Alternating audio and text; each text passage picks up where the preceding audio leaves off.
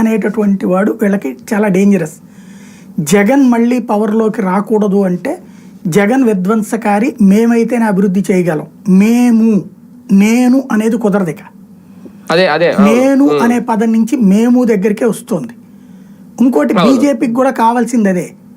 BJP వాళ్ళు ఏం పిచ్చోళ్ళు ఏం కాదు.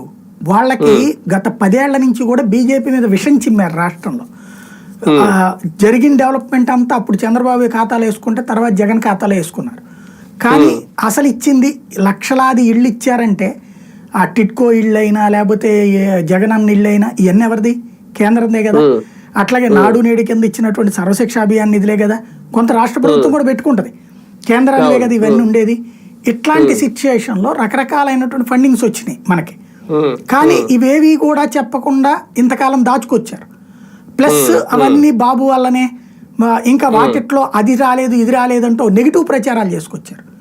ఇప్పుడు పాజిటివ్ ప్రచారం ఎందుకు? కూటమి ఇవాళ పవన్ కళ్యాణ్ లేకపోతే ప్రభుత్వం లేదు. అలాగని పవన్ కళ్యాణ్ మద్దతు లేకపోతే ప్రభుత్వం నడవలేదా? నడవగలుగుతుంది. కానీ భవిష్యత్తులో జగన్ అనేవాడిని తట్టుకోవాలంటే ముగ్గురు కలిసి ఉండి తీరాలి.